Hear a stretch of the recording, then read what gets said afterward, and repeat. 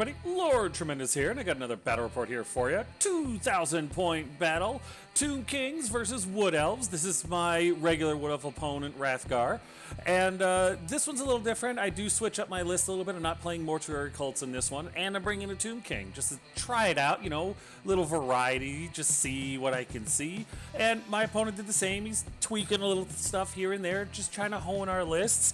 And we have a really, really good fight. So sit back, relax, and get ready to see the carnage. Here's my list, and I changed it up a little bit. This is no longer a Mortuary Cults army. I'm trying out a Grand Army for the Tomb Kings. I have 999 points of characters, and I know what you're thinking, 2 dragons. No, it's not 2 dragons. Although, my High Priest, Edamedagasi, is still in the list with his regular kit out. Bone Dragon, level 4 Wizard with Illusion, Lore Familiar, Talisman of Protection, Flailess Skulls. My general is a Tomb King, and he's on a War Sphinx. He's got a great weapon, the Armor of Ages, and Talisman of Protection. Very similar to my opponent's kit out for his guy, although he was on a dragon in my Game 5 of the S-Bot. And then I have Baby Mage still at 115 points. He's a level 2 Wizard with Elementalism and has the Amulet of the Serpent. My core is at 505 points. I have 3 Stalkers with Ambushers, because I like the Stalkers. It's a cool model, and I like the abilities, and I think they're better in combat than the Serpents. I have 31 Skeleton Archers with Standard, Master of Bows, and obviously the War Bows. And then I have a single Skeleton Chariot because I had the points. And then I have a unit of 3 Skeleton Chariots with Standard Musician. The reason I didn't put them all together is because 4 wide's a little difficult to wield around, and I thought maybe one would be a good sacrificial unit, maybe pull some shooting or redirect or something like that. And then finishing off the army is 495 points in special. I have 3 Necropolis Knights with a Banner Musician and the Mirage Banner. Number 1, these are some badass models. Number 2, it's a cool unit and I wanted to try it. That was the main reason. Well, other than that, I wanted to try a Tomb King, but I like this unit a lot. And then I have 6 Ushabti with Great Bows, because even though it's not a unit of 8, 6 is still pretty devastating. That's it for my list. Here's my opponent's list. This is my usual Wood Elf opponent, Wrathgar, and he's got 829 points in characters, starting with his Glade Lord, who's his general, on a Forest Dragon with the Ogre Blade, Talisman of Protection, a Befuddlement of Mischiefs, and an Annoyance of Netlings. Then he's got his Spellweaver on an Elven Steed, who's a level 4 Wizard with Battle Magic, the Oaken Staff, the Ruby Ring of Ruin, and the Resplendence of Luminescence. Fleshing out his core is 559 points, 9 Deepwood Scouts with Hagbane Tips, another 9 Deepwood Scouts with Hagbane Tips, 10 Glade Guard, also with Hagbane Tips, and 7 Glade Riders with Hagbane Tips. If they had a command, I don't remember. They probably did. Some of them probably did. I had to take this off the Warhol list, and it doesn't always tell you what the command is. So if there is command in this or anything like that, I don't remember what they are. And then at 190 points in special, we've got 5 Wild Riders with shields. I'm almost positive he had full command in this. I just don't remember. And then 20 Wildwood Rangers with full command. I do remember shields, and I'm pretty sure they had some sort of magical banner. I just don't remember what it is, and of course the Warhol list doesn't list it. Here are my spells. Edamedagasi got Glittering Robes, Miasma, Column of Crystal, even though that's SCC, it is Column of Crystal, I just grabbed the wrong token, and Spectral Doppelganger. Baby Mage got Incantation of Cursed Blades, and Earthen Ramparts. I did not get a picture of my opponent's spells, I completely forgot, but trust me, he got some Wood Elf crap. Here's deployment, and he put his woods over on the left flank there, my left flank, so I was like, you know what, he's probably planning on using it as a screen in order to get his general around and stuff like that, so I'm going to put both my close combat characters over there, and whatever comes through those woods dies horribly. The shooters are in the middle, so they can turn to look whatever direction they need to look in order to shoot the best. And then on the right flank there, since I saw his Wild Riders and his sisters, I thought the Knights and a unit of Chariots would be excellent to deal with them. The Chariots have reserve moves, so they can outmaneuver them, hopefully, fingers crossed. And the Knights give the punch to get through whatever they need to get through. I mean, they're only elves, right? They're weedy little bastards.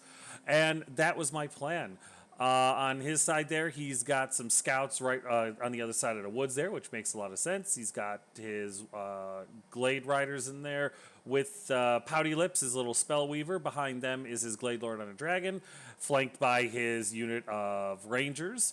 He's got some Glade Guard in the middle with some more scouts backing them up, and then Wild Riders behind the hill with the sisters right next to it. That's deployment. We go in the top of one, and my opponent gets to go first, and he kind of moves forward. His scouts go right up to the edge of the forest. The rest of his army kind of goes behind it, and that was kind of the traffic jam I was expecting. I know the Wood Elves are very nimble, and he can fly over it, but still, it is a good traffic jam, and that's really good for me. The rest of his army doesn't move at all. It pretty much stays still.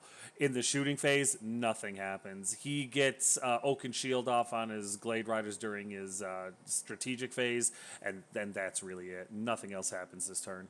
So here we are in bottom one, obviously after movement, and I just kind of turn around to look at all of his archers. I am able to get the Mirage off on the scouts, which is great because I want to slow them down. If I can shoot at them or charge them and then bounce through and get into his caster, I will sacrifice the Tomb King or Itamedagasi to take his casting out of this game. I bring the Stalkers on the table just to add extra pressure to that particular side of the table. I don't think their Petrifying Gaze is going to do anything simply because it's going up against Initiative 4, so they're going to need 6s to wound. If it does, great. If not, I'm not really counting on it. Their strength, in my opinion, is going to be the ability to charge if they need to. These skeletons in the woods, since they aren't in range of anything else, they turn because they are in the range of the scouts. So why not? I know it's only going to be the front rank, but still, worth it. Plus, if his dragon comes over, I could probably lob 31 shots at him as well. The Ushabti and the Chariot move forward just to get in range and to start putting some pressure on the rest of his army. And then my Chariots and my Knights on the right flank move up for the same purpose. In the shooting phase, the Ushabti fire at the archers and kill one.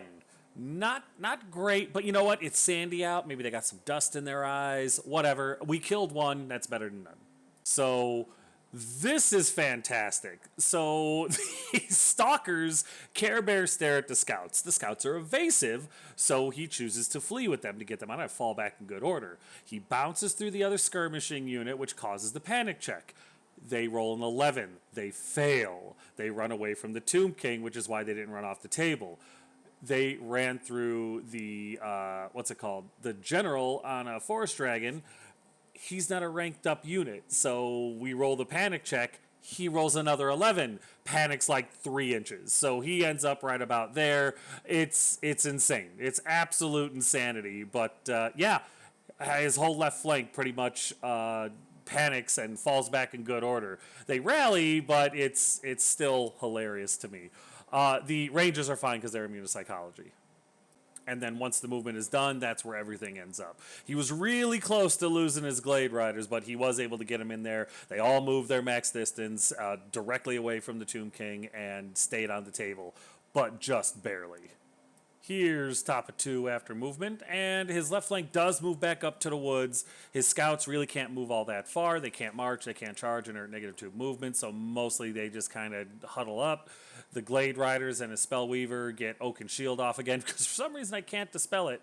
And then his General on the Dragon moves up while his, Rangers redress the ranks. That's really it. In the middle of the army, or in the middle of the map there, they don't really do a whole lot. As you can see, last turn, my Chariot did move up a little bit further, and his sisters come forward, and his Wild Riders stay behind the hill. That's it. In the shooting phase, his sisters are able to throw a bunch of javelins at my Chariots and put 2 wounds on them, which was quite impressive. And then his scouts do the same thing to my other Chariot over here in the center. After his shooting phase, he does his reserve moves, which really just consists of the Glade Guard and his Spellweaver moving a little bit around the woods. Nothing really else, but that's what the map looks like after his reserve moves. Here's the bottom of turn 2 for me, and man, this does not go well. I charge with my Chariots into his sisters, who fire and flee. They do another couple of wounds to the Chariots, dropping one, and they get away. They bounce through the Wild Riders. For some incredibly stupid reason, I think I can catch them if I roll Swift Stride, so I did. And I end up on the friggin' hill, which is so stupid, because now the Wild Riders can easily charge me, hit, and then overrun into the Knights. I don't know what I was thinking. I don't even have a good defense other than I'm stupid. The chariot on the right there, he moves 8 inches forward. The Boshati move around because I have a shot at his dragon, all 6 of them. So I'm like, cool, I'm going to shoot at the dragon. He's a large target. He can see over the stalkers. The stalkers move into position to Care Bear stare at him, and the Tomb King and Itamedagasi move around to pretty much do the same thing. My archers in the woods don't really have anything to do, so they just kind of move forward 3 inches or whatever it is, and that's it for movement. My shooting phase is a tremendous flubfest. Everything fails to hit and wound. Everything. I get no spells off. It's unbelievably bad. So we go to top of 3, and my opponent's just like, enough of this cat and mouse BS. We're going in. So he moves his rangers into the woods, daring me to charge. He moves his general around through the woods in order to dare me to charge. His wild riders, of course, charge the chariots and make it no problem because I'm an unbelievable idiot. His sisters rally because that's hard. And yeah, that's it. I mean, his scouts and his glade riders just kind of move around a little bit, but they moved around, to just kind of get into better positions. They're not going to really do anything right now, so that's it for movement. We go in the shooting phase, and I believe the sisters cast Fireball on my chariot and obliterate it, because it was a stupid use of my chariot, but it is what it is. And then his scouts get a couple of wounds through on my knights, because why not? They have poison attacks, so we got a decent amount of wounds on them, and I just couldn't make enough 4-up saves. The Glade Guard over here are super rude and put a wound through on my stalkers, which... that's a slight that I don't want to have to ignore. That's just so rude. After the shooting phase, his reserve moves, just see his Glade Guard shift around a little bit further, past the woods and behind the hill. That's what the table looks like after that. We jump into combat, and his Wild Riders make short work of the chariots. It's not even close. And I was a little over 9 inches away, so I thought, okay, he needs to roll a 10 to... Yeah. I slammed right into them with plenty of room to go. Oh my goodness, this was so poorly done on my part. I'm actually rooting for my opponent at this point. That brings us over to bottom of 3, and here it is after movement. And you know what? I want to have fun too. So Itamedagasi goes into the Rangers knowing damn well it's a bad idea. King Tomb dude there charges into his dragon because, you know what, I need to test him out. I need to see if the Armor of Ages, the Great Weapon, and the Talisman of Protection is going to be enough for him to deal with dragons, or if he's one of those kits that just looks good on paper and paper only. My stalkers turn around to go after the Glade Guard, who had the audacity to shoot at them. Itamedagasi, of course, healing them prior to them doing that. The Boshati move up a little bit to shoot at the Glade Guard as well, and the archers turn to shoot at the Glade Guard because there is a narrow opening where I can see, and while they all can't shoot, some might be able to, and if my Tomb King dies, which I give 50-50, hopefully they'll be able to stand and shoot if his general decides to come after him. It depends how far he overruns. But yeah, that's pretty much it for the bottom of 3. Well, at least my movement anyway. Absolutely nothing happens in the shooting phase. The Boshati flub again. I don't know what's going on with them, but it's been like 4 games where they've just failed to do anything, and I'm starting to get a little pissed off at them. So we go right into combat. Of course, the Stalkers don't do anything either because I can't wound on a 6. We go into combat, and I do take 2 wounds because only 1 got through, which was really, really good considering the amount of attacks that they were throwing at Itamedagasi. I go to do my Assailment spell, and I miscast 5, which sucks. But the spell doesn't go off, and I take a small template. It hits, but I'm able to ward save it. In the end of the combat, I ended up killing 5 of his. He ended up doing 2 wounds to me, and I had close orders, so I had 6. But the reason that he did so few wounds is because I regened a lot of them, which is why he ended up with 7 combat res to my 6. I lose combat by 1. I'm Indomitable 1, so I just end up giving ground. So I give up my 2 inches like normal, and I end up bouncing or touching the Tomb King, so I have to stop. And my opponent restrains. I don't remember why he decided to restrain. He does admit later it was a mistake. He should have continued on. But yeah, he restrains and stays right there. In combat between the generals, the Tomb King puts 3 on him, and he puts 4 on me. I believe he wins combat by 1, and I give ground. He, again, restrains, I believe. Then we go into combat against the Wild Riders, and they obliterate the snakes. I didn't even so much as get to wave a weapon in anger. Oh, man. This whole right flank failed because I'm an idiot, and my opponent did exactly what he should have done, made the idiot pay for it. And I did! With that, we go over here to top of turn 4, and there's a little bit of movement. Both his general goes back into my general, his rangers go back into Metagasi. His guard, Glade Guard, move up a little bit to cast some stuff because my caster is basically in battle, and level 2 really isn't going to stop anything. His scouts continue going around a hill, probably to just save their points. His Wild Rider slam into the flank of the most useless Boshati I've ever taken, and that's when I realize if they crumble and fall apart, he's going to charge into the flank of my archers, and that's pretty much going to be the beginning of the end.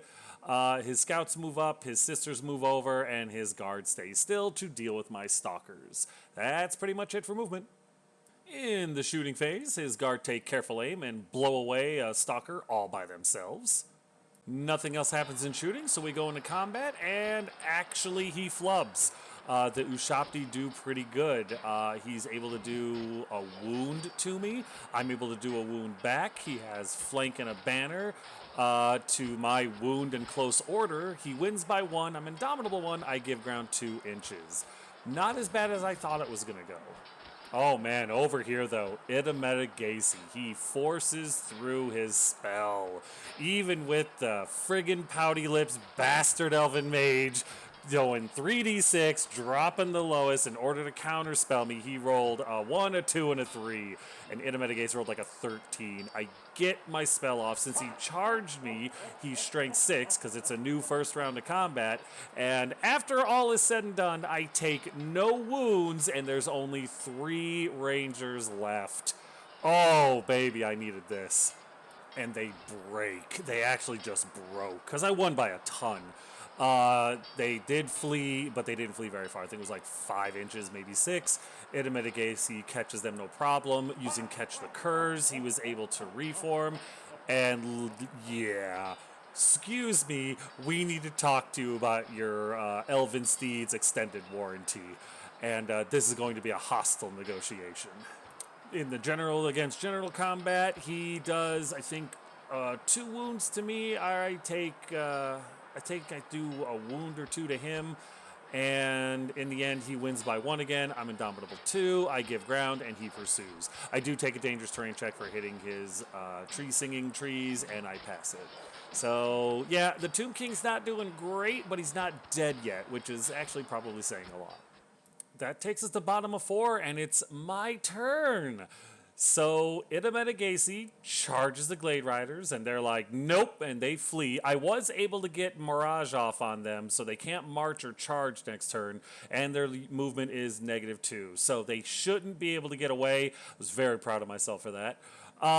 He does heal himself a wound, I believe. I thought about doing the Tomb King. I didn't care. Metagasi is the real champion, let's be honest. I tried to heal a wound on Ushapti. I believe Baby Mage failed, but Metagasi does miss the Glade Guard, but he countercharges or changes his charge over to the scouts, who stand and take it, passing their terror check, and that's fine. I'm going to overrun and hit the fleeing guys, and that'll be great because they're not falling back in good order. They're just fleeing. So I'm going to hit the scouts. I'm going to run them down, and finally, Pouty Face will be mine. Other than that, the archers just kind of shift around because I'm expecting the Tomb King to lose and his general to fire forward, and maybe I can get some shots off at him. Maybe not, but at least he'll be in my front.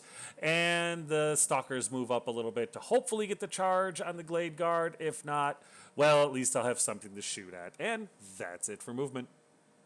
Nothing happens in the shooting phase, so we go into combat, and his Wild Riders are able to put, I think, 3 wounds on these guys.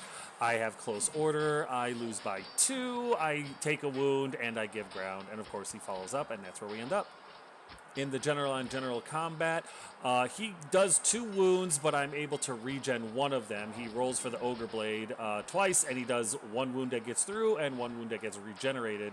But because of that, he actually wins combat by 1. I'm Indomitable 2. I give ground 2 inches. He restrains. Combat over here. As you can see, his general turns around to face where Itametigasi is. Itametigasi destroys the scouts, overruns, slams into the rangers that are already fleeing, kills off the entire unit, and then, due to catch the curs, is able to turn around and look at the general so it's not a flank charge. And yeah, that's going to make next combat round very interesting, because I have my assailant. It'll be the first round of combat, so if he can weather the general's attacks and survive long enough to get his spell off, this could go my way. We will see. Here's top of 5, and of course his general charges in Itametigasi. The rest of his army just kind of folds in on the stalkers, and yeah, that's pretty much it. It's coming down to the wire now. His Gladegar open up on the stalkers, and this time we're only able to put a single wound on them, which is good, which means I get to charge him next round. Combat over here goes really, really well. Itametigasi does take a few wounds, but he's able to get through a lot, mainly because of his assailant spell, and obliterates the Glade Lord on his dragon. Oh, I needed this. Itametigasi and Badonkadonk are so excited they skip forward a little bit because I overrun. Combat over here doesn't go quite as well for me. I lose another Ushapti. I lose, there's 4 left. 1 has a wound on him. I give ground, and of course they follow up. That takes us over here to bottom of turn 5, and there is some movement. I am able to heal a wound off the Tomb King, which is great. Itametigasi and the Tomb King run over because it's Operation Save to Ushapti. Baby Mage is able to get Incantation of Cursed Blades off, and I did get Earthen Ramparts off on the Ushapti, but now that I'm looking at it, I'm realizing that that probably shouldn't have happened because I don't believe you can cast Earthen Ramparts on a unit in combat. So I cheated, I'm a dirty bastard, and I apologize publicly. Up on the top of the map there, the Stalkers did charge the Glade Guard. They were apparently trained by Rambo. They're able to put 4 wounds that get through onto the Stalkers. The one that makes it, I think, has a wound left, maybe 2. And yeah, that's really it for movement. There's nothing to do in the shooting phase, so we go straight into combat, and even with Earthen Ramparts up, he still is able to win this combat. I'm down to 2 Ushapti, and I give ground, and we end up right there. And then the poor Stalker, he does kill 2 of them, but they're able to get a wound or 2 through and finish him off. Ah, it's sad. That takes us over to top of 6, and my opponent is Operation Smoke Ita. Everything that can gets into range to try to put some sort of shots into him and hopefully kill him off before the end of the turn. So in the shooting phase, I believe his sisters try to cast their spell. Ita tries to dispel it and miscasts. I get really fortunate. I miscast 6, and I roll a 1 to wound, and then the opponent's spell goes off to leave his fireball, and it actually fails to wound him. So, dodged a bullet there. That could have been really bad. Then the Rambo Glade Guard shoot at Ita and are able to slip a wound through, bringing him up to 6. We go into combat, and the Wild Riders are exhausted. They do a wound, and they have a flank. I do a wound, and I have close order. I believe he has a musician. He wins by 1. I give ground, and he follows up. Which brings us to bottom of turn 6, and really the only thing that happens is Itametigasi charges into the Wild Riders in a desperate hope to try to save the Boshati. I do get a rise off on them, bringing their total back up to 3. I don't think Baby Mage is able to do anything, and he does, that's not true, he does get Earthen Ramparts off. Ita gets Glittering Robes off. Again, should not have been able to cast Earthen Ramparts off on the Ushapti, I don't believe, since they were in combat. That was a mistake. And again, it was like 1:30 in the morning at this point, so we were pretty tired. We go straight into combat because there's really nothing else to do, and I flub spectacularly. With my assailant and everything else, I'm able to get 1 wound through on his Wild Riders. I don't believe he's able to do anything to me. I think I did wound and close order to flank. I think I win by... And when all is said and done, it was a victory for Lord Tremendous.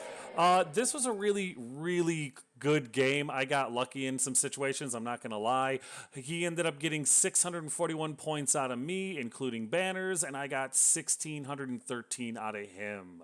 So, yes, Yes, we did get Pouty Face for just a second, and then his Glade Lord sacrificed himself and his general to save her, give her the time to get away.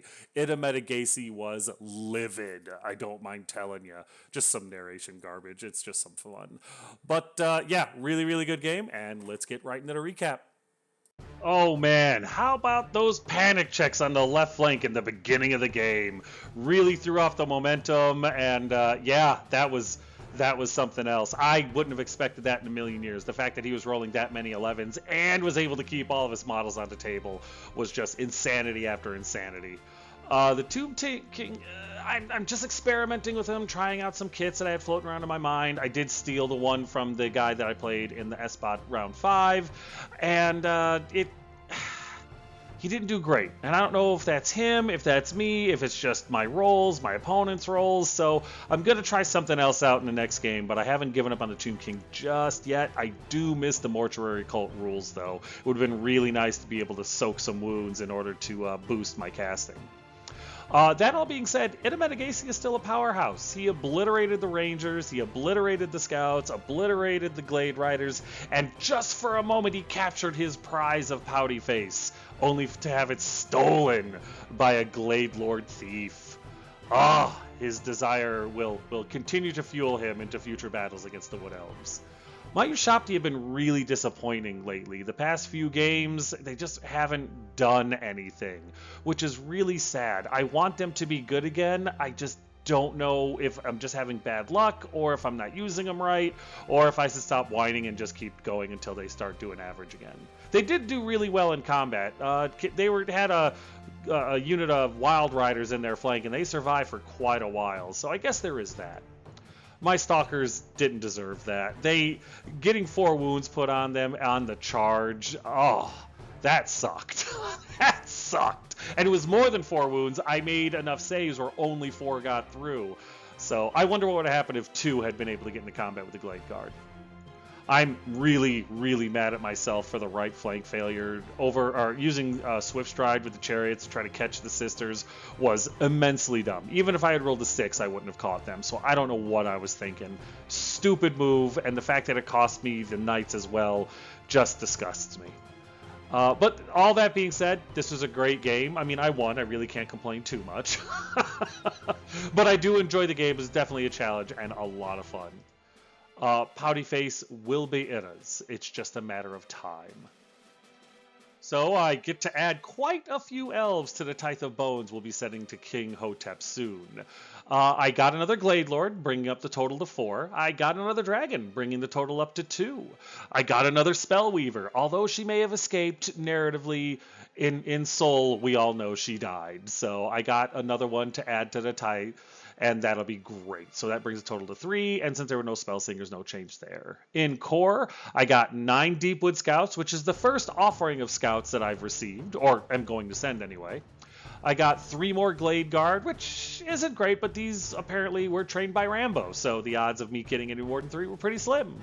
I was able to add 7 more Glade Riders to my total, and in Special, no Sisters or Treekin showed up, but I got 3 more Wild Riders, and 20 more Wildwood Rangers, which is quite the haul. Obviously, there were no Warhawks or War Dancers, so those numbers stay the same.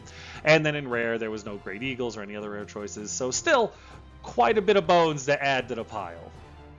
And just a quick recap of the Chaos Dwarves, Orcs and Goblins, Demons, and Warriors of Chaos that I have collected for the Great King Hotep, long may he reign. And that's it. One more battle report in the history books. As always, if you have any questions, comments, concerns, or complaints, feel free to put them in the comment section below, and I will get back to you as quick as I can. And as always, thanks!